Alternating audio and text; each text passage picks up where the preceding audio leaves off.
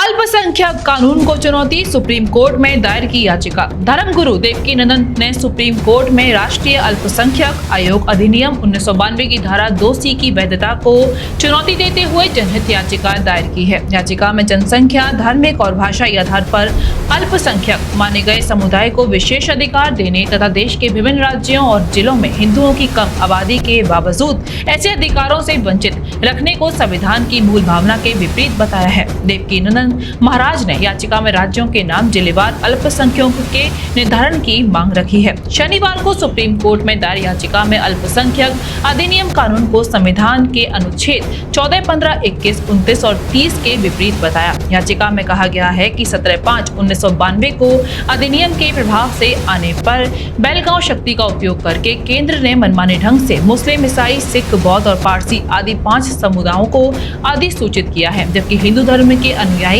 जो लद्दाख, मिजोरम, कश्मीर, नागालैंड, मेघालय, अरुणाचल प्रदेश, पंजाब, मणिपुर में वास्तविक अल्पसंख्यक हैं, राज्य स्तर पर अल्पसंख्यक की पहचान न होने के चलते अपनी पसंद के शैक्षणिक संस्थानों की स्थापना और संचालन नहीं कर सकते हैं। वहीं प्रियकांत जू मंदिर संस्थापक देवकीनंदन महाराज द्वारा याचिका में राज्यों में विभिन्न धर्मों के अनुयायियों की संख्या के आंकड़े प्रस्तुत करते हुए चिंता जाहिर की है। याचिका में कहा गया है कि 9 राज्यों में हिंदू अल्पसंख्यक हो चुके हैं, लेकिन फिर भी वो अपने पसंद के शैक्षणिक संस्थान नहीं खोल सकते हैं, जबकि संविधान अल्पसंख्यकों को यह अधिकार देता है।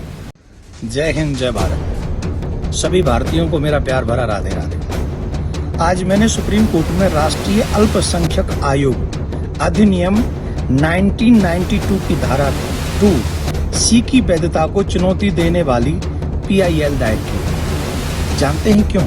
क्योंकि ये संविधान अनुच्छेद 14, 15, 21, 29 और 30 को असंवैधानिक बना दिया। और यहाँ पर ये चर्चा की गई है कि अल्पसंख्यकों के नाम पर जो बंदरबांट हो रही है, मैं उसके अगेंस्ट हूँ। रीजन, अल्पसंख्यक कौन है? जिनकी संख्या बहुत कम हो। अभी तो यही नहीं पता अल्पसंख्यक हम कह किसको रहे हैं और कौन उसका फायदा उठा रहे हैं। आप जानते हैं सभी भारतीय, कम से कम 8 से 9 प्रदेशों में हम लोग अल्पसंख्यक, लेकिन हमारी वहां सुनवाई नहीं। 200 डिस्ट्रिक्टों में, लगभग 200 डिस्ट्रिक्टों में हम अल्पसंख्यक हैं, लेकिन हमें कोई अल्पसंख्यक मानने को तैयार नहीं। तो मैं सुप्रीम कोर्ट में ये जो याचिका दायर की है, ये इसलिए याचिका दायर की है जिससे ये पता चले कि हमारे लोग, हमारा कानून अल्पसंख्यक मान किसको रहा है। अगर संख्या में कम होने को अल्पसंख्यक मान रहे हैं तो 8-9 प्रदेशों में जो हम कम है तो हमें भी अल्पसंख्यक का दर्जा मिले और जो बेनिफिट अल्पसंख्यकों को मिलते हैं वो हमें भी मिले। इसीलिए मैं बार बार आप सबसे कहता हूँ, एक देश एक कानून। यहाँ पर प्रॉब्लम यह है कि अब तक जितने भी राजनीतिक लोग हैं जो आजादी के बाद से राजनीति करते रहे, उन लोगों ने सिर्फ वोट की राजनीति की। इसी के कारण किसी को जाति में बांट दिया, किसी को संख्या में बांट दिया, किसी को अल्पसंख्यक में बांट दिया।